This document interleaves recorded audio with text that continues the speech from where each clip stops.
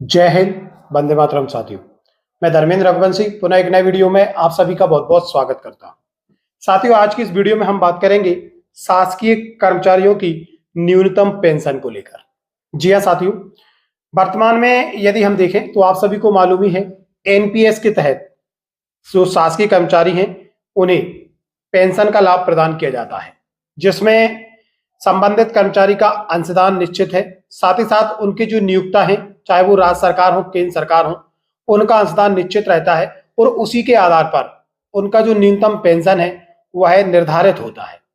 अब इसी को लेकर एक बड़ा अपडेट निकलकर सामने आया है, जो समस्त शासकीय कर्मचारियों के लिए जानना काफी ज्यादा आवश्यक है।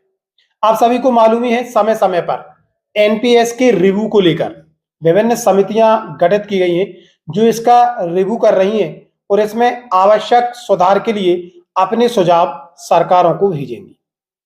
आखिरकार इसके रिव्यू की आवश्यकता क्यों पड़ी, उसको लेकर भी थोड़ी सी जानकारी हम आपको बता दें। लगातार जो शासकीय कर्मचारी हैं ओपीएस की मांग कर रहे हैं, क्योंकि एनपीएस में ओपीएस की तरह कुछ भी नहीं है। इसमें कोई भी निश्चितता नहीं है कि अंतिम समय में जब शासकीय कर्मचारी रिटायर होगा तो उन्हें कितना पेंशन प्रदान किया जाएगा। उनका जो पैसा है, जो अंशदान के रूप में काटा जाता है प्रतिमाह उनकी सैलरी से, वो भी शेयर बाजार के हवाले है। ऐसी जानकारियां प्राप्त होती रहती हैं। तो जब एक निश्चिंतता नहीं है तो इसके तहत कर्मचारी लगातार पुनः ओपीएस शुरू करने की मांग करते हैं और इसी को लेकर और जो कर्मचारियों ने अपने विभिन्न संगठन बनाए हैं, उन्होंने राज्य सरकारों और केंद्र सरकारों पर दबाव बनाना भी शुरू किया, जिसके तहत कुछ समितियां गठित की गई जो ये तय करेंगी एनपीएस में जो भी खामियां हैं उनको दूर किया जाए और कर्मचारियों की जो न्यूनतम पेंशन है उसको निर्धारित करने के लिए आवश्यक कदम उठाए जाएं। अब इसी को लेकर एक जो रिपोर्ट है समिति की वो सामने आई है। एम्प्लॉयज नेशनल कोऑर्डिनेशन कमेटी ने केंद्र सरकार को एक मेमोरेंडम भेजा है। अब उस मेमोरेंडम से क्या स्थिति स्पष्ट हुई है वो अगर आप जानेंगे तो वास्तव में ये आपके लिए शॉकिंग भी हो सकता है। देखिए, समिति के पदाधिकारियों ने न्यूनतम और हायर पेंशन का गणित केंद्र सरकार को सुझाया है। उन्होंने एक तर्क दिया है। अब आप तर्क देखिए, एक साल में ईएफओ को 29,691 करोड़ रुपए की अतिरिक्त आय हुई है। बावजूद इसके कर्मचारियों के न्यूनतम पेंशन में किसी भी तरीके का बदलाव नहीं किया गया है।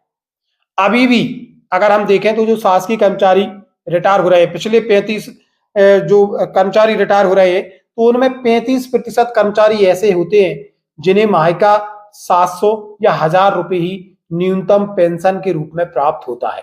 अब आप समझ सकते हैं आज के युग में 1000 और 700 रुपए अगर किसी शासकीय कर्मचारी को पेंशन के रूप में प्राप्त होंगे तो उनका जो गुजारा है वह कैसे होगा, क्या उनका भविष्य सुरक्षित है।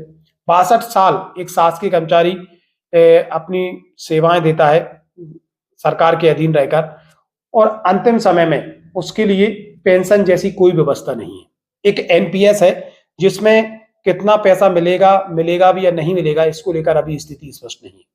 जैसा कि आंकड़ों में बताया गया है, 33% कर्मचारियों को 700 से 1000 रुपए पेंशन के रूप में प्राप्त होता है, जो कि अगर हम ये कहें कि ये एक दिन के लिए भी नाकाफी है तो भी अतिशयोक्ति नहीं होगी। इसीलिए कर्मचारी लगातार एनपीएस को हटाकर ओपीएस की मांग करते हैं।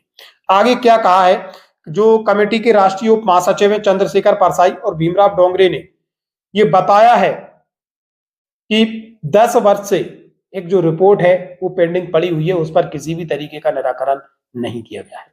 35% जो कर्मचारी हैं 700 से 1000 रुपए न्यूनतम पेंशन प्राप्त कर रहे हैं। अब आप बताइए कि जो शासकीय कर्मचारी है वह अपना गुजारा कैसे करेगा। न्यूनतम पेंशन 3000 रुपए तक की जा सकती है। जिस तरीके से 29,691 करोड़ रुपए की अतिरिक्त आय हुई है, तो इसमें कर्मचारी की न्यूनतम पेंशन 3000 रुपए करने का सुझाव दिया गया है। लेकिन क्या ये 3000 रुपए काफी है? बिल्कुल भी काफी नहीं है। लेकिन सोचिए, 700 और 1000 रुपया मिलता है, इसलिए 3000 की सिफारिश की गई। लेकिन ये 3000 रुपए भी नाकाफी हैं, क्योंकि अगर ओपीएस अगर इस समय लागू होता तो उसी कर्मचारी को अपनी अंतिम वेतन का 50% पेंशन के रूप में प्राप्त होता। महंगाई भत्ता जो डीए-डीआर है वो अलग से मिलता है। लगातार कर्मचारी ओपीएस की मांग कर रहे हैं। और इसीलिए यूपीएस का प्रभावी होना आवश्यक है ताकि जो शासकीय कर्मचारी है उनका भविष्य सुरक्षित हो सके। 21-22 में ईएफओ को एक साल में ही 57,526 करोड़ रुपए प्राप्त हुए थे। ईएफओ ने एक साल में 50,614 करोड़ रुपए ब्याज के रूप में मिले, जिसमें से पेंशन पर सिर्फ 12,933 करोड़ रुपए ही खर्च हुए। इसके बावजूद हायर पेंशन रोक दी गई। 21-22 में ही पेंशन वितरण में 12,933 करोड़ खर्च हुए। 7,900 करोड़ रुपए की सदस्यों ने निकासी की। इस प्रकार एक ही वर्ष में ईएफओ को 29,691 करोड़ रुपए की अतिरिक्त आय हुई है। कोई भी कर्मचारी हो, शासकीय हो, अन्य कर्मचारी हो जो एनपीएस के रूप में अपना अंशदान करते हैं, तो उनके लिए एनपीएस में एक निश्चिंतता अवश्य होनी ही चाहिए।